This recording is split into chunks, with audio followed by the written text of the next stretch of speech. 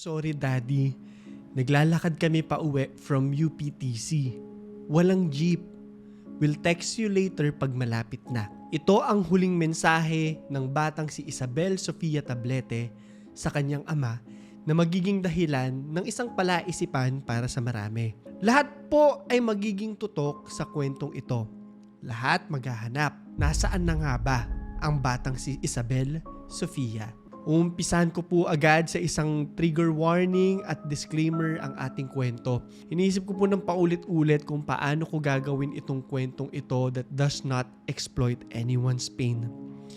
So pinoproseso ko po siya at naisip ko na importante na pag-usapan itong pain na ito. At may dalawang bagay akong gustong i-highlight sa ating kwento. Una, yung pain ng mga taong nagmamahal. Habang binabasa ko tong kwentong to, paulit-ulit po sa isip ko yung quote galing sa WandaVision. Si Vision, galing sa kanya, sabi niya, "But what is grief if not love persevering?" At para sa mga taong naulila, parang hindi ka naman talaga ever makaka-move on sa pagkawala ng mga taong mahal mo. Kasi nga mahal mo sila. Pangalawa, naniniwala po ako na lalong-lalo na po sa panahon ngayon, isang napaka-importanting usapin ng mental health.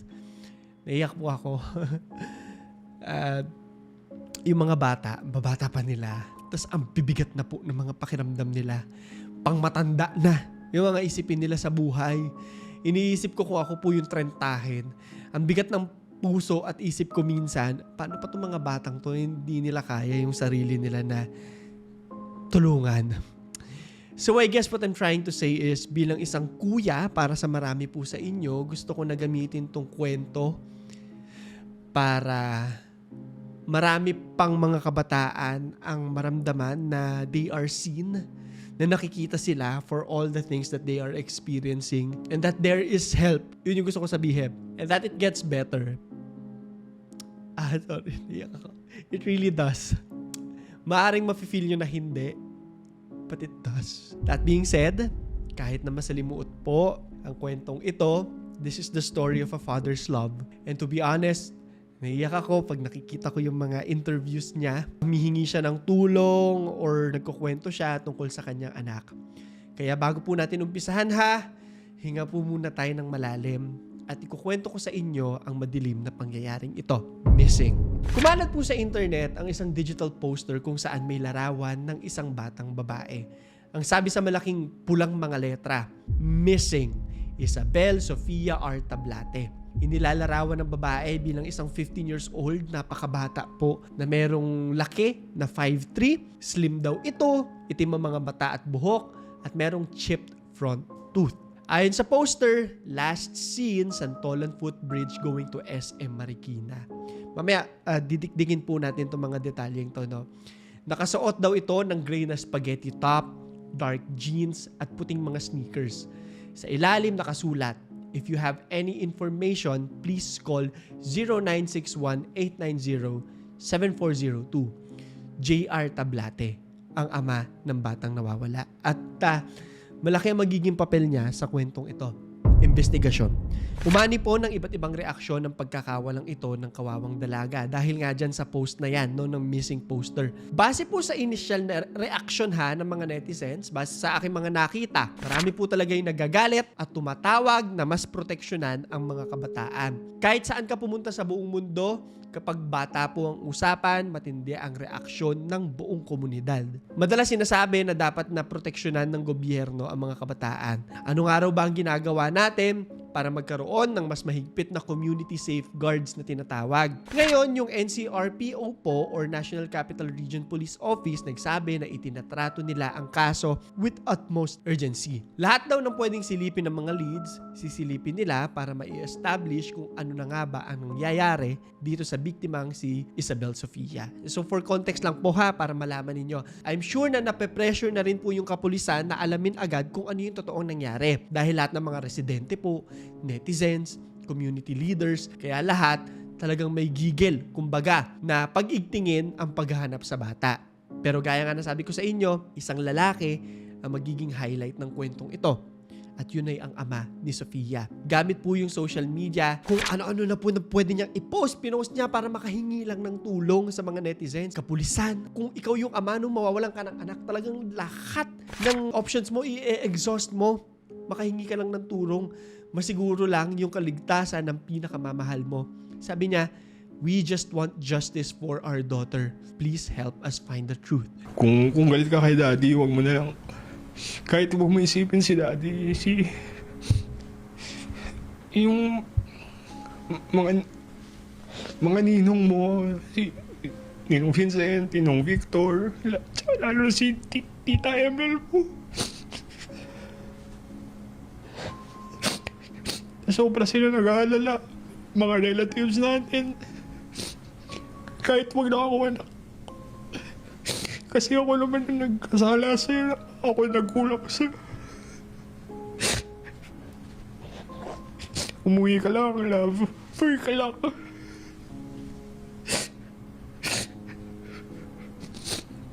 Miss ka na namin. Mahal na mahal ka namin, no? Yung mga pulis po, ginawa na ang lahat ng makakaya nila. In-interview na po nila lahat ng pwede lang interviewin, mga klase, mga kamag-anak, baka may alam sila na hindi nalalaman ng pamilya, di ba? At kung sino-sino pa na maaaring maging witness. And of course, gaya na rin nga ng naipakita ko sa intro ng ating kwento, miski po yung mga digital communications, sinuri na po lahat na maaari makapagpaalam or makapagbigay ng clues kung saan nga ba siya huling nakita. Inaalam nila. Sa puntong ito, may mga hinala na rin po ang pulis. Pero ang nasabi lang nila magbibigay sila ng update sakaling ma-verify ang lahat ng impormasyon na naging available sa kanila. And I guess din yung rason kaya naghintay muna tayo na mabuo itong kwentong to bago natin siya ikwento. Hindi ka naman kasi pwedeng magsabi ng mga bagay na hindi pa sure, 'di ba?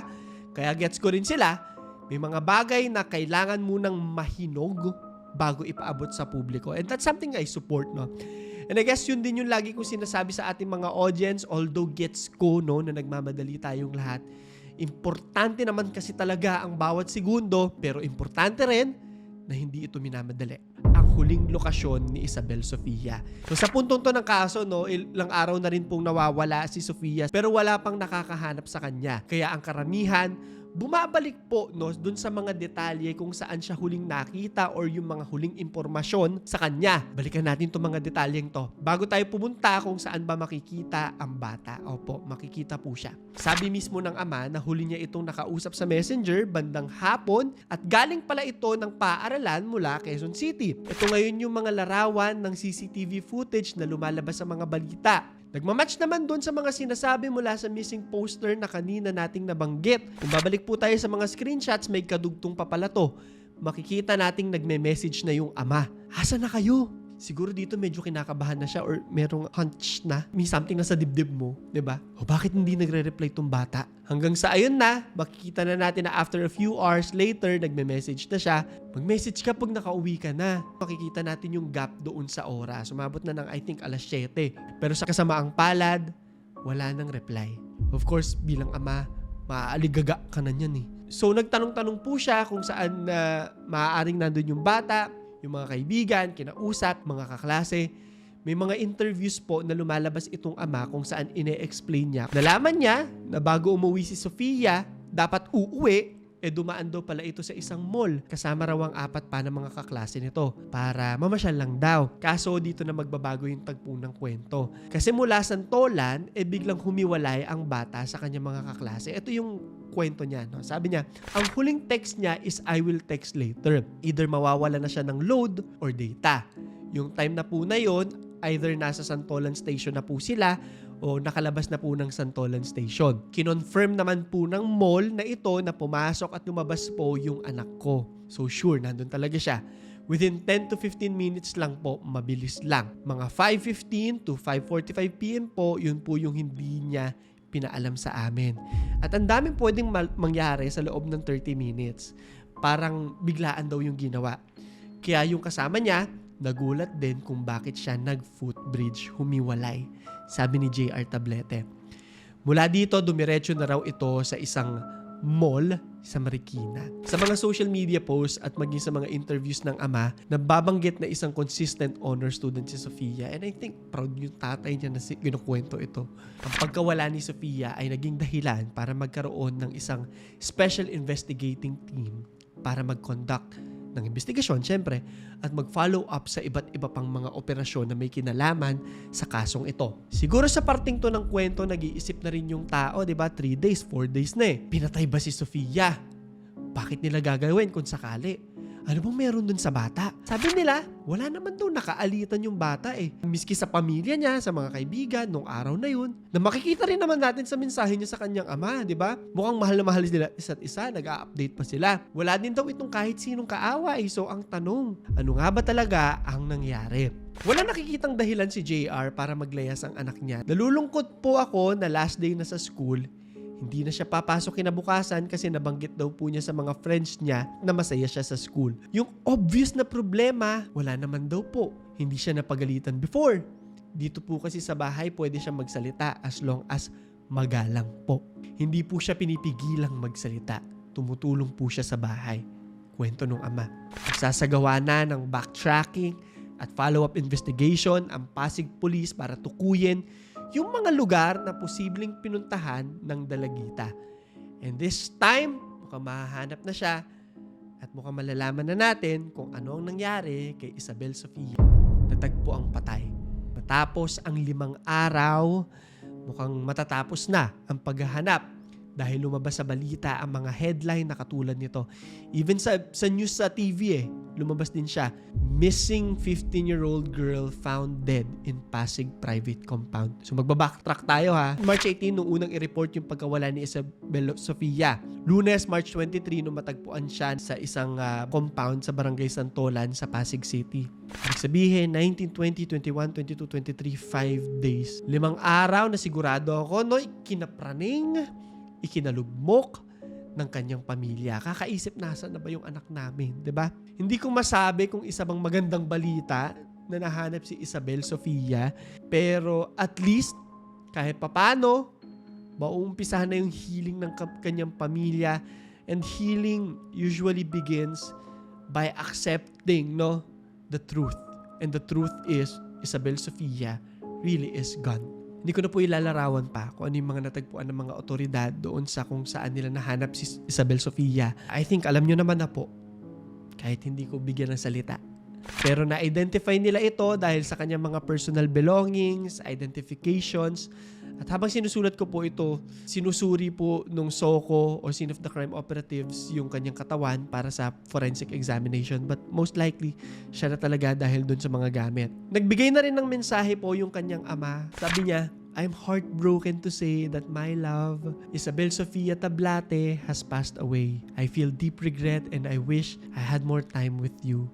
Sabi niya pa, I miss you, love, more than words can say, and I will long for you every day for the rest of my life. Daddy is so sorry for failing you. I will carry that pain with me always. Tinatype ko po ito, naiyak talaga ako. Siguro kung meron man akong gustong sabihin at kung bakit dinidiscuss natin tong kwentong na to, no? If, para sa ama, if nanonood po kayo, wala po kayong kasalanan. Hindi nyo hawak kung ano yung nangyari kay Isabel. Nakikita ko na mahal nyo po siya at ginawa nyo lahat na makakaya nyo para ipaalam sa kanya na mahal nyo siya. I don't wanna go into details pero minsan kasi may mga kadiliman sa isip na hindi naman yun talaga yung iniisip mo. Isa siyang sakit. Medyo napapaisip lang din po ako, no? Kasi may mga detalye sa kwentong to na medyo personal pero pamilyar doon sa sarili ko pong kwento. And seeing the father, bigla akong napaisip na, ay hala, ganun pala. Ayoko nang palilimin pa ang usapan but I guess those who understand would understand if that makes any sense. Ngayon, moving on with the story, walang foul play. Sa puntong ito ng kwento, I guess it's safe to say na mali ang iniisip nating lahat tungkol sa kwentong ito. Hindi siya murder. Hindi siya kidnapan. Walang gumawa nito sa bata. Naglabasan na kasi ang mga salitang katulad nito. Ang sabi, walang foul play. Update, PNP, walang nakitang foul play sa pagkasawi ng 15 anyos na dalagitang unang inulat na nawawala sa Pasig City. Alam niyo, ayoko na pong pahabain pa ang litanya ko sa kwentong ito. Siguro, ang gusto ko lang sabihin, paulit-ulit, nakakainis na ako sa tingin ko. Pero gusto ko kayong bigyan ng isang mainit na yakap. Hindi ko alam kung ano pinagdadaanan nyo. Madalas nakakakita po ako ng mensahe sa aking messages. Actually, parang kahapon may nireplyan agad ako. May nireplyan din ako na dumadaan sa mga ganitong klase ng bagay. At alam ko naman na alam nyo na yung kwento ko. So, I guess marami sa inyo na drawn din sa akin kasi nakikita nyo rin yung sarili nyo sa akin the same way na nakikita ko yung sarili ko sa inyo. Pasensya na kayo kung hindi kayo lahat. Kaya akong replyan. Ang dami nyo kasi po, no? Pero gusto kong sabihin na magkwento lang kayo kahit hindi makareply or kahit hindi man sa akin, kahit sa comments, alam kong meron na magbibigay ng yakap sa inyo. Ilang araw ko po sinubukan na isulat ng kwentong na to pero ang hirap po talaga. Pero I guess yung hirap na yon yung indicator na kailangan ko siyang isulat at ikwento. Kasi kung magiging honest po ako, naging kwento ko rin siya. Nagpunta rin ako ng mall. Nagpaalam din po ako sa mga tao na gusto kong bigyan ng pagpapaalam. May binili rin ako. It's the same story. Hindi ko alam kung ang privileged bang sabihin na maswerte ako na hindi siya nangyari sa akin. I don't wanna diminish the experience of the girl. Pero I guess, sinwerte ako.